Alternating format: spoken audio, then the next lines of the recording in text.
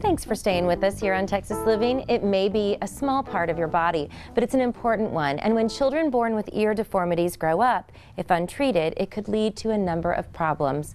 Our next guest is here to talk about correcting these issues before the problems start. Please welcome Dr. Steve Burt. Thanks for being here with us today. Kim, thanks for having me. Yeah. I'm so excited about the opportunity of bringing some awareness to these babies, really, who have some physical difference in their ear.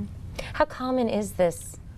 Oh, it's probably the most common thing we see with infant births, ranging in the U.S. 30%, in China 40%. So Wow.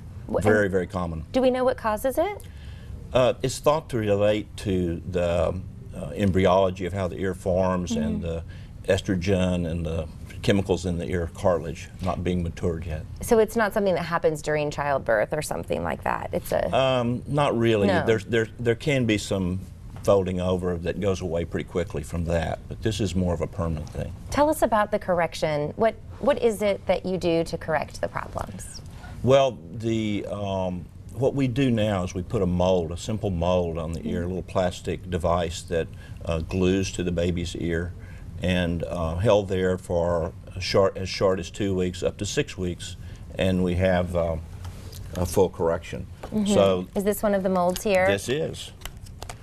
So it comes apart,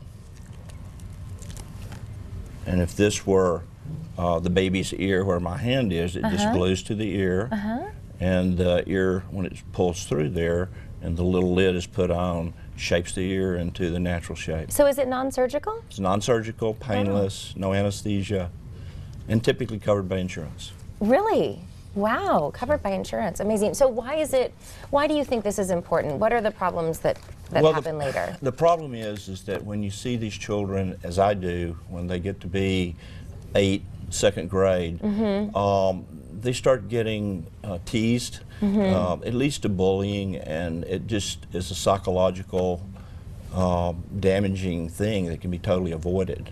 Well, when the fix seems so simple, through just this mold, it'd be a shame not to do it. That's the whole deal. But I've never heard of it before, so maybe it's an awareness issue. It's totally an awareness issue, and I think that unfortunately it has to be identified very early, right after birth, or else you can't do the molding. And so we're really pushing to get the moms and the pediatricians to not just count fingers and toes, but look at the ears. Right. And if there's a little difference there, then we can fix it. Easy to fix. Yeah.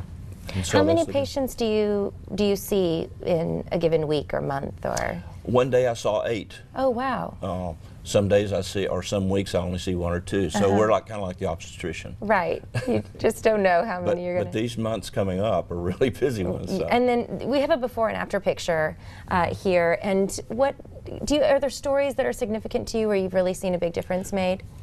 You know, when you have a mom that's had to have the surgery and had perhaps been bullied to some degree, and knows the real damage that can be done. And when her baby comes in, they are so protective and so eager and enthusiastic about this. Those are the ones where you can really see the big impact, not just on the baby, but on the parent. That's wonderful. Thank you so much, and thanks for telling us about this and raising awareness. We appreciate it. Thank you.